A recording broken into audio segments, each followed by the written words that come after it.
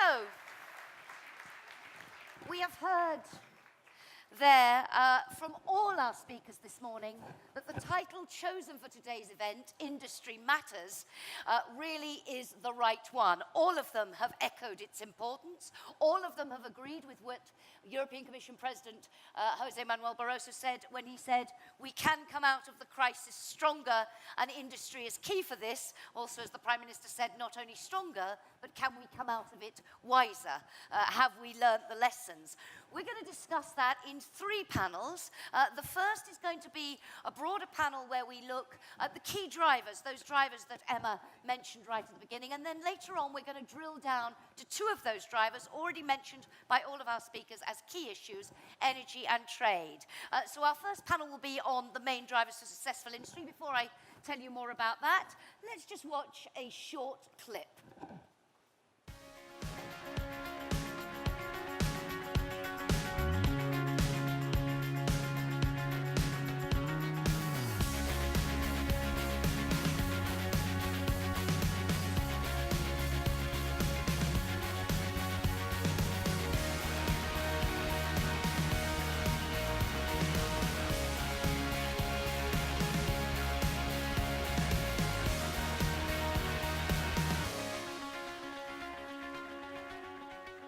Okay, so there you have it.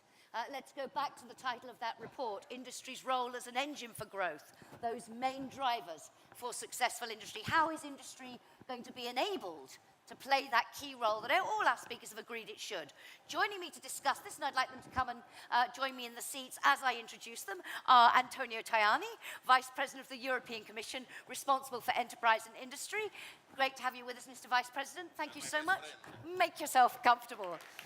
Pierre Gattaz, President of the French Business Confederation, MEDEF, Mouvement des Entreprises de France, and Chairman of the Board of Radial, a global manufacturer of interconnect components for numerous industries. Ingo Kramer, President of the Confederation of German Employers Association, better known as BDA, and Managing Director and shareholder of J. Heinrich Kramer Group, which is an engineering, food technology, and pharmaceutical company. Welcome to you. And last but not least, Sir Michael Rake, President of the Confederation of British Industry, Chairman of BT Group PLC, and Deputy Chairman of Barclay PLC. Welcome to you as well, Sir Michael. I'll just give you a moment to make yourselves comfortable. Now, ladies and gentlemen, we've heard speeches, we've had a lot of context setting for our day. Now we're going to dive straight into the debate. So I have asked our panel not to make any opening remarks, but really just to dive straight in. You have all heard about the drivers as identified by Business Europe, spelled out by Emma this morning, and the other key factors. Martin Schulz had his 7-point plan, the 6 points raised by the Prime Minister. What for you are the key drivers, and what do you think the main challenges are if industry is to achieve the levels of competitiveness it needs to compete in today's world? A quick opening thought on that. For you, the key drivers and the key challenge now, Commissioner. Okay, thank you. Good morning, everybody. Thank you, Emma. I think today is very important to work in favor of European reindustrialization. Our industry today is not the same industry many, many years ago. We want to work in favor of European industrialization through green economy. We want to work against climate change. We want to work on the quality, because for us today it's impossible to compete on the quantity with China, with India, with Russia, with the United States of America, with Latin America. We need a new strategy, a new idea. In the UK, they are working very well on this, but also Europe, in the European Commission, working on the same way. For this, I think it's important to change our history. On climate change, for example, I think it's important for us to compete and to achieve important targets, but without a global agreement, it's impossible to do it. The European Commission proposed 40% to the Council. But European Commission underlined it's important to look at international situation. Second point, it's important to utilize more money.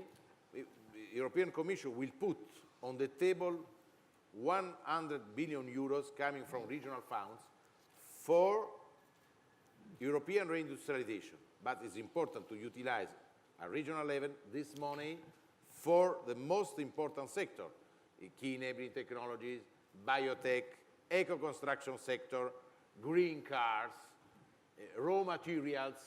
But this is important to utilize this money for many most important targets. Okay. This is, I think, today our strategy. For the first time, there is a lot of money for industry, for the first time. Before, the money only for agriculture.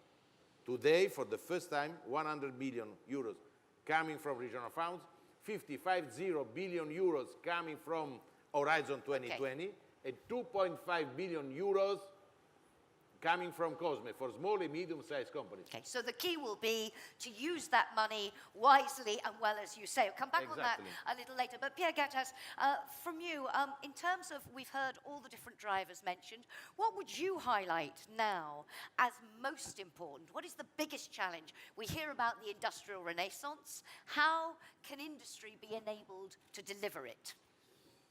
First of all, I think we should define vision for I'm not Europe. sure your microphone is working. Hang on, I tell you what, just for a moment, use that. Somebody will come round and try and fix it for you. Better? No, There. it's better. Is it better? That's much okay, better, thank you. hear me. Yes, I think we should define a vision for Europe in the next 10 or 20 years to know where we want to go with Europe in terms of new markets and in terms of geographical expenditure. We are doing that in France with the MEDEF Business Association. We are thinking about what will be a winning France in 2020. Because the world is moving a lot. There's a lot of mutation, a lot of adaptation, and we absolutely need to know where we should put our strength, in which directions. That's, of course, energy, that's a digital environment. What will be the need of the Chinese people, which will be bigger and bigger. So first of all, maybe define a vision. Then we need to define a ground which is a competitiveness ground, which means labor cost is very important. Tax cost is very important. Energy cost, complexity of bureaucracy cost. So this is the playground that we have in Europe and in France, in my country. So we know that if we want to adapt quickly, if we want to be competitive against American, against Chinese, against Taiwanese, we need to be competitive, and the competitiveness of the ground of Europe is there. Then a third topic is trust, because if you don't have a trust, an environment of trust, you cannot do anything. And in France, again, the Pacte of Responsabilité of François Hollande, I insist a lot on these two things: competitiveness of France on one side, and trust environment on the other side. And the trust means simplification of all regulation, then stabilization of regulation, because if the tax or the regulation change every month, you cannot invest, you cannot sustain, you cannot create in a sustainable way. And we know that in industry, you invest, for years, maybe for 10 or 20 or 30 years. So if you invest in a building or in equipments, and that the movements and the things are changing every week, you cannot invest in that country. So this is very important. And I will say then, last but not least, flexibility of the labor regulation. World is moving quickly. Everything is moving. So we need to tell our people, you are going to have 3, 4, 5 employers in your life. And this is not a problem, because we are going to help you to get into more skill. And you are going to be adaptable. And this is another topic and strong fight I have in France, is in order to be sure that we are going to put more flexibility, which means people we can adapt in his own company or outside. Okay, lots to discuss there, so let me hold you there for the moment.